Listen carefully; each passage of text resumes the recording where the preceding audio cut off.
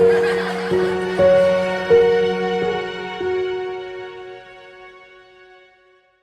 guys, welcome back to another video here on this channel. Make sure you subscribe. To all the new people, thank you for joining us. And for all the returning subscribers, welcome back. Today's video, as you can see, we're talking about vertical gardening. Vertical gardening is just like gardening with a trellis, like a DIY trellis that you have previously seen us do on this channel. If you have not seen that video, make sure you click that button right there and watch that video before continuing with this one.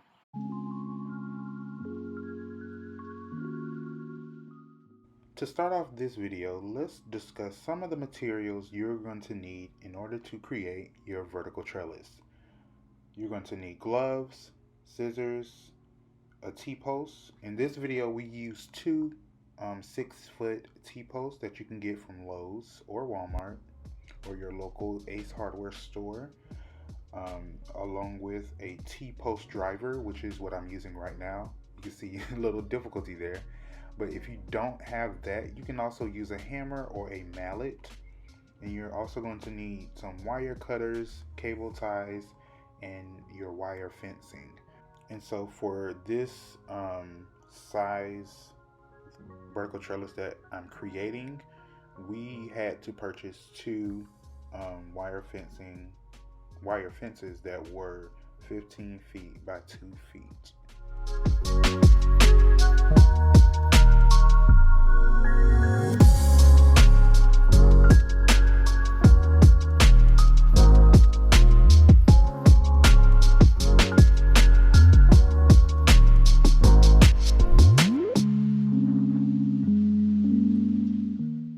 After you get your first T-post into the ground secured, you can move on to the next T-post. Beforehand, before you even get all the materials and start putting your T-post in the ground, you want to measure out how much space your vertical trellis is going to take up. And so we didn't want to use the entire row, so we decided just to use about 6 to 8 feet of space. That way the trellis would not move inward as the plants get bigger on the trellis. And so if you're planning to use more than 8 feet, more than 6 feet, you want to make sure that you have more than 2 T-posts, because if your plants start getting bigger, especially like for tomato plants and cucumbers, different types of squash, they get large, and then the fruit themselves can get large, and all that weight will make your trellis buckle, and so you don't want that. So just make sure you plan out, measure, and get the right amount of T-posts.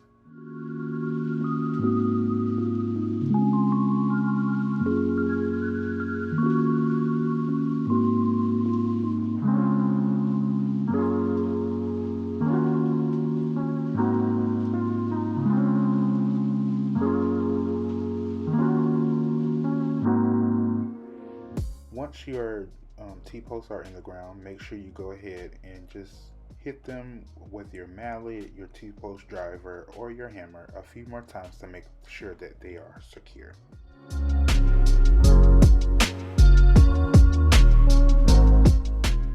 The next step after putting your T-posts in the ground and making sure that they are secure, you're going to want to get your gloves on like you just saw me do. Because when cutting your wire, the wire can get really pointy and can scratch you and make you bleed, so I don't think you want that. So make sure you have your gloves on, and this part will be considered a two-person job, because one person will need to hold the wire around the T-post as the other person connects the wire using the cable ties. And so luckily I was able to do it. I just got it done because the sun was going down, and I wanted to make sure that we had this done before we planted our tomatoes.